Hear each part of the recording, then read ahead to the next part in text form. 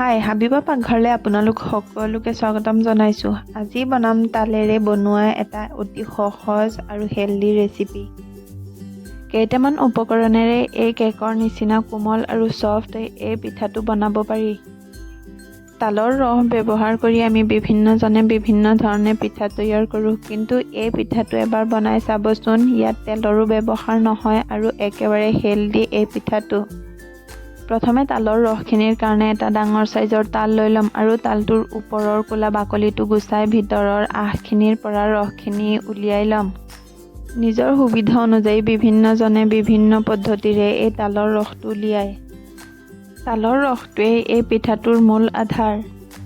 তালৰ ৰস ওলোৱাটো অলপ ঝামেলা যদিও এই তালৰ ৰস দি বনোৱা বিভিন্ন পিঠাবোৰ খাবলৈ বৰ সোৱাদ লগা হয়।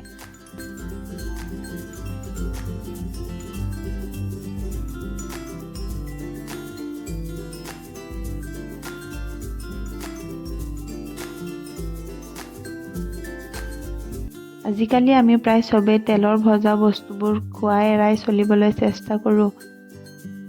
আজি এই তালৰ ৰস দি একেবাৰে হেল্ডি খুবেই টেষ্টি এটা পিঠা তৈয়াৰ কৰিম। ইয়াৰ কাৰণে লৈ ল'ম এই উপকৰণসমূহ। ইয়াতে লৈ লৈছিলোঁ মিডিয়াম চাইজৰ চামুচেৰে 4 চামুচ তালৰ ৰস আৰু তালৰ ৰস অনুযায়ী পিঠাগুড়ি লৈ লৈছিলোঁ। আপোনালোকে পিঠাগুড়িটো তালৰ ৰস অনুযায়ীহে ল'ব। লগতে লৈ ল'ম মিক্সিত মিহিকৈ গ্ৰাইণ্ড কৰি লোৱা এবাটি নাৰিকল। নাৰিকলখিনি মিক্সিত গ্ৰাইণ্ড কৰি বাতিতে ৰাখি থৈছিলোঁ, সেইকাৰণে বাতিৰ ভাঁজ লৈ লৈছে। লগতে লৈ ল'ম 1 কাপ চেনি, 1 কাপ চুজি আৰু 1 কাপ ময়দা।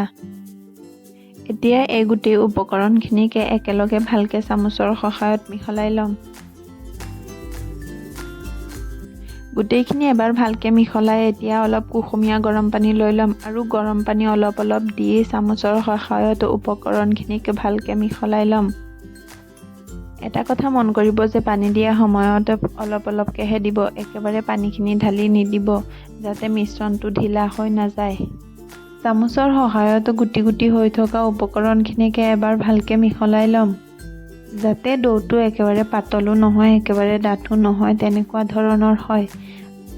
লগতে লৈ ল'ম মিডিয়াম চাইজৰ চামুচেৰে 1 চামুচ পাউডাৰ গাখীৰ আৰু লগতে লৈ ল'ম সৰু চামুচেৰে আধা চামুচ ইলাচি গুড়ি আৰু আধা চামুচ বেকিং পাউডাৰ। বেকিং পাউডাৰে পিঠাটো ফুলাত সহায় কৰিব আৰু ইলাচি গুড়িয়ে পিঠাটোতে ভাল এটা ফ্লেভাৰ আনিব। এতিয়া এই গোটেইখিনিক আৰু এবাৰ ভালকৈ মিহলাই ল'ম আৰু এটা ঢাকনিৰ সহায়ত ঢাকি এটা ৰাতিৰ কাৰণে ৰেষ্টত দি দিম। আপোনালোকে পাৰিলে 6 ঘণ্টামান ৰেষ্টত দি তাৰপিছতহে পিঠাটো বনাব। পিঠাখিনি ভাপত দিবলৈ এটা ইলেক্ট্ৰিক কুকাৰ লৈ ল'ম আৰু কুকাৰটোতে 3 ভাগৰ 1 ভাগ পানী দি পানীখিনি উতল আহিবলৈ ঢাকনিটো লগাই দিম। পানীখিনি গৰম হোৱাৰ পিছত ভাপৰ পাত্ৰটো ৰাখি তাতে ঢাকনিটো লগাই আমি ডৌখিনি সৰু সৰু বাতিত বাঢ়ি ল'ম। সৰু সৰু বাতিৰ আকাৰত পিঠাখিনি ভাপত দিলে ছাৰ্ভ কৰিবলৈ ভাল হয়। বাতিখিনিত পিঠাৰ ডৌখিনি দিয়াৰ আগতে আপোনালোকে তেল নহ'লে ঘি অকণমান ব্যৱহাৰ কৰিব, তেতিয়া পিঠাটো খাবলৈ আৰু বেছি ভাল হয়। যদি আপোনালোকৰ পিঠাৰ আকৃতিটো অলপ বেলেগ দিবলৈ মন যায় তেতিয়া বেলেগ পাত্ৰত দি ভাপত দি দিলেই হ'ব। আৰু মই ইয়াৰ ওপৰৰ গাৰ্নিচিঙৰ কাৰণে মই লৈ লৈছিলোঁ কিচমিচ আৰু নাৰিকল আৰু কিচমিচখিনি মই সৰু সৰুকৈ টুকুৰা কৰি কাটি লৈছিলোঁ আৰু ওপৰত দি দিছিলোঁ। দেখাতো ভাল লাগিছে আৰু খোৱাটো অলপ ইউনিক যেন লাগিছে। আমাৰ পিঠাখিনি ভাপত দিবলৈ ৰেডি হৈ গ'ল। এতিয়া ভাপত দিয়া পাত্ৰৰ ঢাকনিটো খুলি এটা এটাকৈ বাতি পাত্ৰৰ ওপৰত দি ঢাকনিটো লগাই দিম।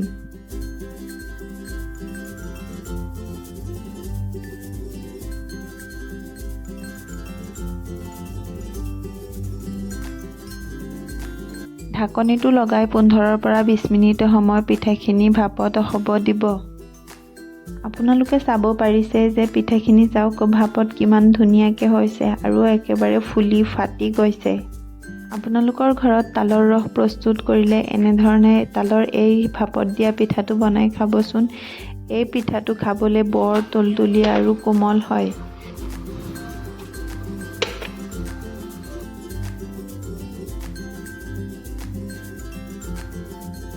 15 পৰা 20 মিনিট সময় পিছত বাতিখিনি এটা এটাকৈ উঠাই ল'ম আৰু পিঠাখিনি সিজিছে নেকি ভালকৈ এবাৰ চেক কৰি ল'ম।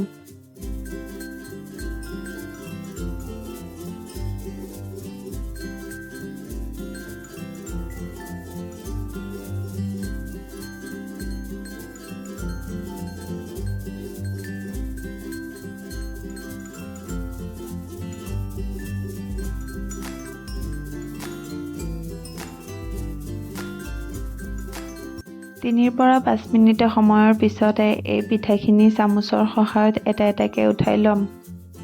আপোনালোকে চাব পাৰিছে যে পিঠাখিনি কিমান ধুনীয়াকৈ বাতিৰ পৰা উঠি আহিছে। এই পিঠাখিনি আপোনালোকে গৰম চাহ বা গৰম গাখীৰৰ লগত পৰিৱেশন কৰক, খাবলৈ বৰ টেষ্টি হয়। গোটেইকেইটা উপকৰণৰ সৈতে তালৰ ৰসৰ এই কম্বিনেশ্যনৰ পিঠাটো খাবলৈ বৰ টেষ্টি হয় আৰু গৰম চাহ বা গৰম গাখীৰৰ লগত খাবলৈ আৰু টেষ্টি হয়।